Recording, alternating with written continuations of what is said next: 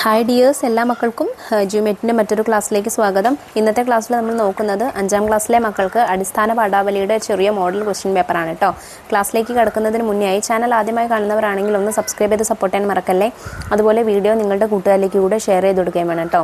നിങ്ങൾക്ക് ആവശ്യമുള്ള എല്ലാ വിഷയങ്ങളുടെയും question papers STD 5 question papers എന്നുള്ള പ്ലേലിസ്റ്റ് എടുത്ത് നോക്കിയാൽ നിങ്ങൾക്ക് ലഭിക്കുന്നതാണ്.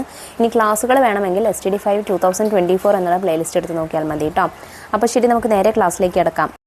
പ്രവർത്തനം 1, വായിക്കാം എഴുതാം. തേനുണ്ണിയുടെ കരച്ചിൽ കേട്ട് ചുറ്റുപാടുമുള്ള പക്ഷികളും പൂമ്പാറ്റകളും വണ്ടുകളും അവിടേക്ക് പറന്നെത്തി. അയ്യോ, ഇത് നമ്മുടെ തേനുണ്ണിയാണല്ലോ. കുഞ്ഞി പനങ്കിളി അവനെ തിരിച്ചറിഞ്ഞു. തേൻകുരുവി, നീ വേഗം പോയി കുറച്ച് വേനൽ പച്ചയുടെ ഇല പറിച്ചു കൊണ്ടുവാ. കുഞ്ഞി പനങ്കിളി തൻ്റെ കൈകൊണ്ട് തേനുണ്ണിയെ എടുത്ത് നേരെ ഇരുത്തി. കുറേ നേരം അവൾ തൻ്റെ ചിറകുകൾ വീശി അവനെ ആശ്വസിപ്പിച്ചു. ഒട്ടും വൈകാതെ തേൻകുരുവി വേനൽ പച്ചയുമായി വന്നെത്തി. കുഞ്ഞിപ്പനങ്കിളി ആ വേനൽ പച്ച കൊത്തിവെച്ച് അതിൻ്റെ നീർ പിഴിഞ്ഞെടുത്ത് തേനുണ്ണിയുടെ മുറിവിലൊഴിച്ചു. കുറച്ച് ആശ്വാസമായി എന്ന് കണ്ടപ്പോൾ കുഞ്ഞിപ്പനങ്കിളി തൻ്റെ കൂട്ടുകാരായ പക്ഷികളോടും പൂമ്പാറ്റയോടുമായി പറഞ്ഞു, നമുക്ക് തേനുണ്ണിയെ വേഗം വീട്ടിലെത്തിക്കണം. കുഞ്ഞിപ്പനങ്കിളി ഒട്ടും വേദനിപ്പിക്കാതെ അവനെ കൊക്കിലൊതുക്കിക്കൊണ്ട് മെല്ലെ പറന്നു. മറ്റു പക്ഷികളും പൂമ്പാറ്റകളും വണ്ടുകളും നിരയായി പറക്കാൻ തുടങ്ങി. ഹായ്, എന്തൊരു ചന്തമുള്ള കാഴ്ച. ഇനി ഇതിനെ ആസ്പദമാക്കിയിട്ടുള്ള ചോദ്യങ്ങൾ നോക്കൂ. ചോദ്യം 1, ആരൊക്കെയാണ് തേനുണ്ണിയുടെ കരച്ചിൽ കേട്ട് വന്നത്? പൂമ്പാറ്റകളും വണ്ടുകളും, പറവകളും വണ്ടുകളും, അണ്ണാനും മരം കൊത്തിയും. ആരൊക്കെയാണ്? പൂമ്പാറ്റകളും വണ്ടുകളുമാണ്. ചോദ്യം 2, ആരാണ് അവനെ തിരിച്ചറിഞ്ഞത്?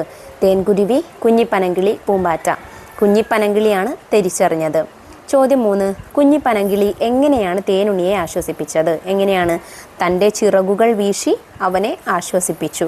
ചോദ്യം 4, കുഞ്ഞിപ്പനങ്കിളി തൻ്റെ കൂട്ടുകാരായ പക്ഷികളോടും പൂമ്പാറ്റയോടും എന്താണ് പറഞ്ഞത്? നമുക്ക് തേനുണ്ണിയെ ഡോക്ടറെ കാണിക്കാം. നമുക്ക് തേനുണ്ണിയെ വേഗം വീട്ടിലെത്തിക്കണം. നമുക്ക് തേനുണ്ണിയെ ഇവിടെ ഉപേക്ഷിക്കാം. എന്താണ് ഉത്തരം? നമുക്ക് തേനുണ്ണിയെ വേഗം വീട്ടിലെത്തിക്കണം എന്നാണ് പറഞ്ഞത്. ചോദ്യം 5, പൂമ്പാറ്റ എന്ന പദത്തിന് പകരം പദം ഏത്? ഭ്രമരം, ചിത്രപതംഗം, അളി. ചിത്രപതംഗമാണ് പൂമ്പാറ്റയ്ക്ക് പകരം വരുന്ന പദം. പ്രവർത്തനം 2, ഉപന്യാസം. സ്നേഹിക്കാൻ മാത്രം അറിയുന്ന കുറച്ച് കഥാപാത്രങ്ങളെയാണ് കനിവായ് നിലാവായ് എന്ന യൂണിറ്റിൽ നാം പരിചയപ്പെട്ടത്. അമ്മയുടെയും അച്ഛൻ്റെയും മുത്തശ്ശിയുടെയും എല്ലാം സ്നേഹത്തിൻ്റെ മഹത്വമാണ് ഈ യൂണിറ്റിലെ പാഠഭാഗങ്ങൾ നമുക്ക് പറഞ്ഞു തരുന്നത്. സ്നേഹത്തിൻ്റെ മഹത്വം എന്ന ആശയം ഉൾക്കൊള്ളുന്ന ഒരു ലഘു ഉപന്യാസം തയ്യാറാക്കുക. ജീവിതത്തിൽ നമുക്ക് അനുഭവിക്കാൻ കഴിയുന്ന ഏറ്റവും ഹൃദ്യമായ അനുഭവമാണ് സ്നേഹം. കൂട്ടുകാരുടെ കരുതലും പരിഗണനയും അമ്മയുടെയും അച്ഛൻ്റെയും വാത്സല്യവും മുത്തച്ഛനെയും മുത്തശ്ശിയുടെയും പരിചരണവും എല്ലാം നാം കുട്ടിക്കാലം മുതൽ അനുഭവിക്കുന്ന സ്നേഹത്തിൻ്റെ വ്യത്യസ്ത ഭാവങ്ങളാണ്. മക്കൾക്ക് അമ്മയോടുള്ള സ്നേഹം വിലമതിക്കാനാവാത്തതാണ്. ഈ ലോകത്തെ തന്നെ ഏറ്റവും മനോഹരമായ വികാരമാണ് സ്നേഹം. സ്നേഹമില്ലാത്ത ഇടങ്ങളിലാണ് വെറുപ്പും വിദ്വേഷവും ഒക്കെ വളരുന്നത്. വാത്സല്യമായും കരുതലായും പരിഗണനയായും ചേർത്തു നിർത്തലായും നമുക്ക് ചുറ്റും സ്നേഹം നിറയുമ്പോൾ അവിടെ സന്തോഷത്തിൻ്റെ പൂക്കൾ വിരിയുകയും കുറവുകൾ നിറവുകളായി മാറുകയും മനസ്സുകൾ വിശാലമാവുകയും ചെയ്യുന്നു. സ്നേഹത്തിൻ്റെ മഹത്വം തിരിച്ചറിയാനും പരസ്പരം സ്നേഹിക്കാനും നമുക്ക് കഴിയണം. അമ്മയെ എനിക്കിഷ്ടമാണ് എന്ന് ഉറക്കെ പറയുന്ന കുട്ടിയെ പോലെയും മുത്തശ്ശിക്കും മുത്തശ്ശനും വേണ്ടി കഷ്ടപ്പെടുന്ന കുഞ്ഞു മിറിയെ പോലെയും ആകാൻ നമുക്ക് പ്രയത്നിക്കാം. പരസ്പരം സ്നേഹിച്ചും സഹായിച്ചും ജീവിക്കാം. അർഹതപ്പെട്ടവർക്ക് സ്നേഹം നൽകാം. ഈ ലോകത്തുള്ള എല്ലാറ്റിനെയും നമുക്ക് സ്നേഹിക്കാം.